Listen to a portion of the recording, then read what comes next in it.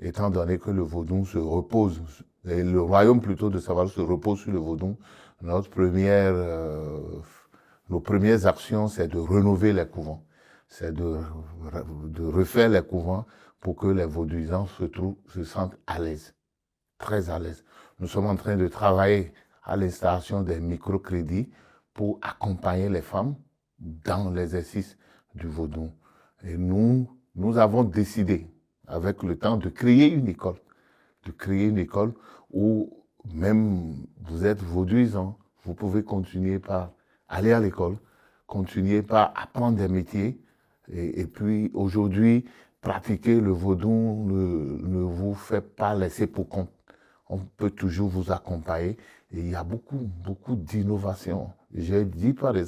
Nous avons dit par exemple que dans le bon vieux temps, quand vous passez d'une personne A à une personne B, c'est-à-dire personne A, c'est personne non initiée, à personne initiée, vous devez changer de nom. Ça vous bloque. Peut-être tu es en terminale, tu es en seconde et tu veux pratiquer le vaudou. Le fait que tu aies changé ton nom t'oblige à ne plus t'approprier des documents ou des diplômes que tu avais eus. Aujourd'hui, il n'y a plus ça.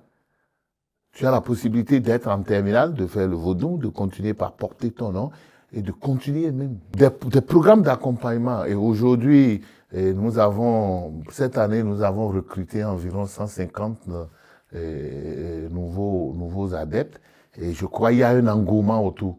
Alors que, n'étant pas accompagnés de ces processus, les gens se rétractent un peu. Donc, voilà. Pourquoi cette campagne d'encadrement? Est-ce que les vaudouisants ont été persécutés? Non, vous savez, dans les anciennes pratiques chez nous, comme je le dis, quand tu deviens adepte, tu deviens une nouvelle personne. Vous comprenez? Tu deviens une nouvelle personne. Et c'est comme ton passé n'existe plus. Maintenant, on a institué, nous devons faire des rituels pour que le vaudouisant, une fois au couvent, après l'initiation, reste la même personne. Oui, continuer les cours, continuer ses activités et faire comme il pratique le vaudou, mais il continue pas à être un homme comme tout autre. La preuve, avant, un roi ne se déplace pas. Mais aujourd'hui, le roi dit, je vais aller vers mes enfants, je vais aller vers ma population. Je voudrais qu'ils sachent qu'il y a quelqu'un quelque part qui pense à eux. Quelqu'un quelque part qui est de cœur avec eux. Et c'est ça qui justifie notre présence ici, monsieur le journaliste.